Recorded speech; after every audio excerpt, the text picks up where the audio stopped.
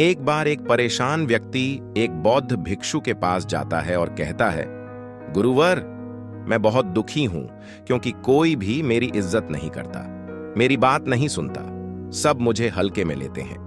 मेरे परिवार वाले, मेरे दोस्त, मेरे रिश्तेदार सभी, जब मैं किसी बात पर अपने दोस्तों के बीच अपनी राय रखता हूं तो वह मेरी बातों को नजरअंदाज कर देते हैं और कई बार तो मेरी बातों का मजाक भी उड़ाते हैं। घर परिवार और रिश्तेदारों के बीच भी मेरी यही हालत है।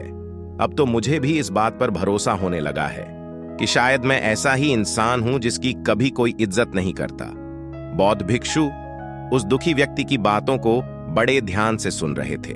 जब उसने अपनी बात खत्म कर ली तो बौद्ध भिक्षु ने पूछा, तुम चाहते क्या हो? दुखी व्यक्ति ने कहा, मैं चाहता हूं कि सभी मेरी इज्जत करें, मेरी बातों को ध्यान से सुने, मुझे नजरअंदाज ना करे और समाज में मेरी छवि एक जिम्मेदार और समझदार व्यक्ति के रूप में हो। बौद्ध भिक्षु ने कहा, आज मैं तुम्हें 10 ऐसे तरीके बताऊंगा जिनको अगर तुमने अपनी जिंदगी में अच्छे से अपना लिया तो लोग तुम्हें झुककर सलाम करेंगे।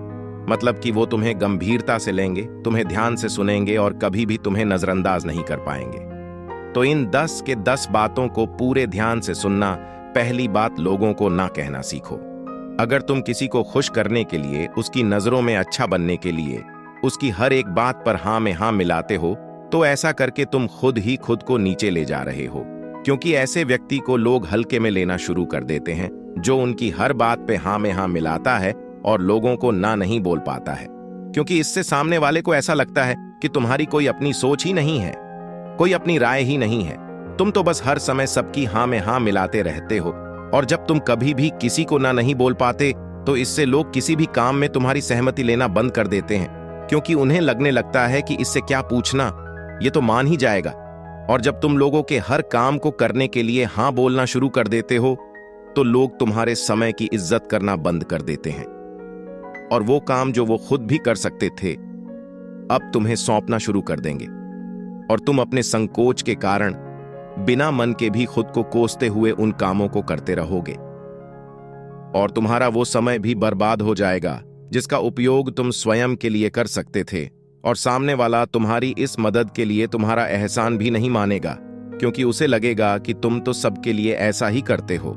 इसीलिए ना बोलना सीखो। सामने वाले के काम को करना है या नहीं करना, पहले अच्छे से सोच लो, फिर भी उसे हाँ बोलो। यह जरूरी नहीं कि अगर तुम सबको खुश रखोगे तो तुम भी खुश ही रहोगे, बल्कि सबके काम को हाँ बोल कर दो। तुम दुखी ही रहोगे और साथ ही तुम्हारी इज्जत का भी कचरा बनता चला जाएगा। इसीलिए जब जरूरी हो तो ना बोलना सीखो। दूसरी बात, कम बोलो, काम का बोलो।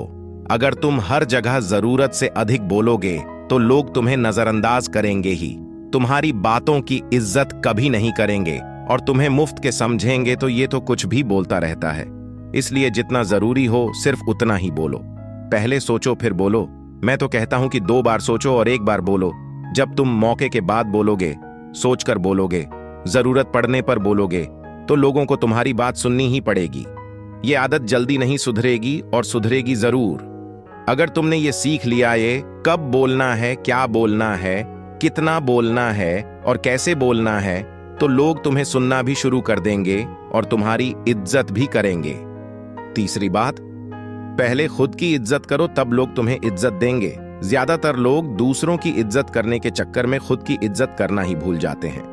लोग अक्सर अपने साथ में ऐसी चीजें करते हैं जिसे वो अपने दूसरे करीबी लोगों के साथ करने के बारे में सोच भी नहीं सकते। जैसे कि तुमने आखिरी बार कब अपने मित्र को बदसूरत बोला था, उसे कहा था कि वो किसी काम का नहीं है या उसे उसके सपनों का पीछा करने से रोका था। वो खुद के साथ भी ऐसा ही व्यवहार करो। खुद के बारे में नकारात्मक बातें मत बोलो, ना ही अकेले में और ना ही दूसरों के सामने। चाहे तुम कितना भी बुरा महसूस क्यों न कर रहे हो, लेकिन फिर भी अपनी बेइज्जती कभी मत करो और ना ही खुद को ठेस पहुंच जाओ, क्योंकि इस तरह का बर्ताव हो तुम्हें अपने बारे में और भी बुरा महसूस करवाने के अलावा और कुछ भी नहीं करता। आपस में हंसी मजाक की बात अलग है, लेकिन जब तुम्हें कोई इज्जत ना दे और तुम्हारी बेइज्जती करे तो उसके खिलाफ आवाज उठाओ और उसे खुद के साथ सही से पेश आने के लिए बोलो। इसके साथ ही तुम जिस भी काम को करते हो उसका सम्मान करो और अपने काम में लगातार बेहतरी लाने का प्रयास करते रहो। साथ ही अपने शरीर और मन को मजबूत बनाने पर काम करते रहो और तुम जैसे भी हो, जो भी तुम्हारे पास है, उसे स्वीकार करो और उसकी इज्जत करो। एक बात हमेशा याद रखना, दुनिया उसकी इज्जत कभी नहीं करती जो स्वयं की इज्जत नहीं करता। बौद्ध भिक्षु ने आगे कहा, चौथी बात, लोगों से बार बार माफी मांगना बंद करो। हम सभी इंसान हैं, इसलिए हम सभी से गलती होती है। लेकिन अगर हम एक ही गलती बार बार करते हैं और फिर उसी एक गलती के लिए लोगों से बार बार माफी मांगते हैं, तो ये चीज लोगों की नजरों में हमारी इज्जत को कम कर देती है। साथ ही हमें अपनी हर एक छोटी छोटी गलती के लिए लोगों से हर समय माफी भी नहीं मांगते रहना चाहिए, क्योंकि इससे लोगों को लगता है कि ये आदमी तो ऐसा ही है, इससे हर समय बस गलती होती रहती है और ये माफी मांगता रहता है। इसलिए अगर तुमसे कोई गलती हो गई हो तो उसके लिए माफी मांग लो, लेकिन एक ही गलती को बार बार दोहराने की आदत को छोड़ो और यह बदलाव तुम्हें अपने अंदर लाना ही पड़ेगा। पांचवी बात, जो भी करो दिल से करो। तुम चाहे अपनी जिंदगी में कोई सा भी काम करो, बस उसे दिल से करो, उसमें खो जाओ, उस काम से प्यार करो, उस काम में लोगों के लिए एक उदाहरण बनो। जो इंसान अपने काम से प्रेम करता है, उस इंसान से दुनिया प्रेम करती है। तुमने बहुत से कलाकारों को देखा होगा जिन्हें लोग कितना प्रेम करते हैं। वो सिर्फ इसीलिए उस व्यक्ति से प्रेम करते हैं क्योंकि वो अपने काम से प्रेम करता है, अपनी कला से प्रेम करता है, उसका सम्मान करता है। इसीलिए तुम जो भी काम करते हो उसमें गर्व करो, उससे प्रेम करो और फिर लोग भी तुमसे प्रेम करेंगे, तुम्हें सम्मान देंगे। छठी सीख, चुप रहना एक कला है, इसका सही से इस्तेमाल करो। एक बहुत पुरानी कहावत है कि मूर्खों के लिए सबसे अच्छा जवाब यही है कि आप चुप हो जाओ, लेकिन यह कहावत अभी तक सही है जब तुम्हारे सामने मूर्ख हो। कभी कभी व्यक्ति वहां पर भी चुप रह जाता है जहां पर उसको बोलने की सबसे ज्यादा जरूरत थी। अगर हम वहां पर भी चुप रह गए जहां गलत हो रहा था और हमारे बोलने से रोका जा सकता था, तो हम खुद की नजरों में तो गिरते ही है, लेकिन साथ ही हम लोगों की नजरों से भी बुरी तरह गिर जाते हैं। इसीलिए कब बोलना है, कब चुप रहना है, इसके बारे में तुम्हें सीखना पड़ेगा। बोलना और चुप रहना दोनों एक कला है, लेकिन बोलने से ज्यादा चुप कहां पर रहना है, यह सबसे बड़ी कला है। क्योंकि बोलता तो हर कोई है, लेकिन चुप रहने के लिए ताकत चाहिए और यह हर किसी के बस की बात नहीं है। चुप रहना एक हथियार है जो व्यक्ति को अंदर से और मजबूत बनाता है। तो इस हथियार का कब, कैसे और कहां इस्तेमाल करना है, ये तुम्हें सीखना होगा। और देखना, सिर्फ यही एक खूबी तुम्हें लोगों की नजरों में सबसे ज्यादा आकर्षक बना देगी। सातवीं सीख, शिकायत करना बंद करो। हर व्यक्ति के जीवन में परेशानियां हैं, लेकिन जो व्यक्ति हर समय अपनी परेशानियों को लेकर शिकायत करता रहता है, रोता रहता है, उसे कोई पसंद नहीं करता। सब उससे दूर भागते हैं, अपना पीछा छुड़ाना चाहते हैं, क्योंकि सभी अपनी परेशानियों से परेशान हैं। उन्हें कोई ऐसा व्यक्ति चाहिए जो उन्हें हंसाएं, उन्हें अच्छा महसूस करवाएं, थोड़ी देर के लिए उन्हें उनकी परेशानियों से दूर ले जाए, न कि ऐसा व्यक्ति जो उनके सामने अपनी मुसीबतों का रोता रहे। इसीलिए शिकायत करना बंद करो और अपनी हर परेशानी का समाधान खुद खोजने का प्रयास करो। और लोगों से अपनी परेशानी बताने का कोई मतलब ही नहीं निकलता, क्योंकि या तो वो लोग तुम्हारे पीठ पीछे तुम्हारा मजाक उड़ाएंगे या फिर तुमसे दूर भागना शुरू कर देंगे। इसलिए अगर अपना आत्मसम्मान बनाए रखना है और लोगों से इसे इज्जत पानी है, तो हर समय शिकायत करना छोड़ दो। आठवीं आदत, हमेशा अपने प्रतिद्वंद्वी की प्रशंसा करो। अगर तुम्हारा कोई प्रतिद्वंदी, कोई कॉम्पिटिटर है, तो उसकी कभी बुराई मत करो, हमेशा उसकी प्रशंसा करो।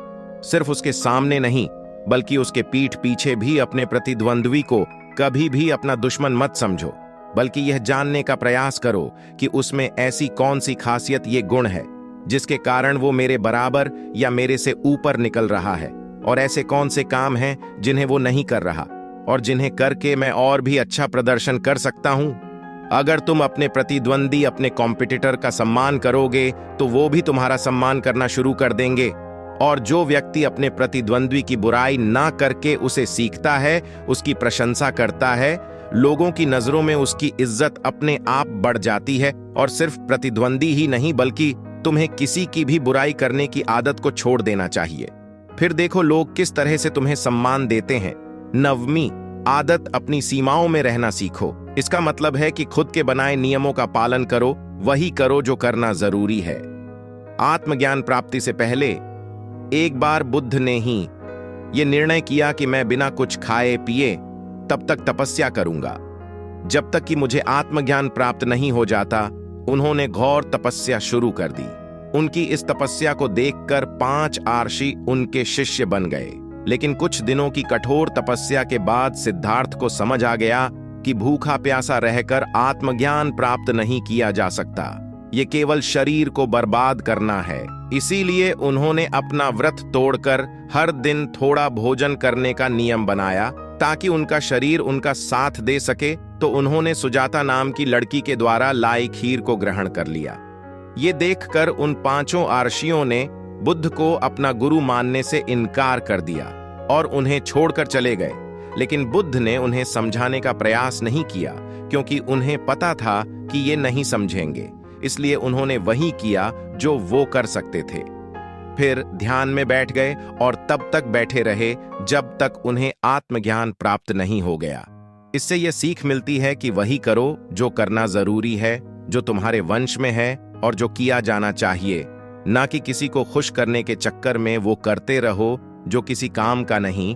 तो अपनी सीमाएं निश्चित करो, अपने लक्ष्य निश्चित करो और वो करो जो करना जरूरी है, क्योंकि ऐसे व्यक्ति की इज्जत सारा संसार करता है। 10वीं आदत जो कहाँ है उसे पूरा करो। यह बात हमेशा याद रखो कि कोई भी बेईमान और अविश्वसनीय व्यक्ति को पसंद नहीं करता। अगर तुम चाहते हो कि लोग तुम्हारी इज्जत करें तो कभी भी किसी से झूठे वादे, झूठी बातें मत करना और जो कहा है उसे पूरा करना।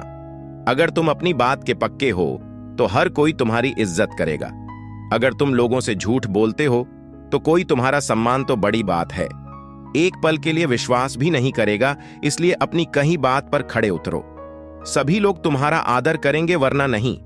अगर तुम अपने वादे और निर्णय के पक्के हो तो हर कोई तुम्हारी इज्जत जरूर करेगा। तो ये थी वो 10 बातें जिन्हें अगर तुमने अपनी जिंदगी का हिस्सा बना लिया तो लोग तुम्हारी बात भी मानेंगे, तुमसे राय भी लेंगे, तुम्हें ध्यान से सुनेंगे भी और तुम्हारी इज्जत भी करेंगे। उस दुखी व्यक्ति को अपने प्रश्नों का उत्तर मिल चुका था। उसने बौद्ध भिक्षु का धन्यवाद किया और खुशी खुशी वहां से चला गया। दोस्तों, उम्मीद करता हूं कि आपको इस वीडियो से बहुत कुछ सीखने को मिला होगा। धन्यवाद।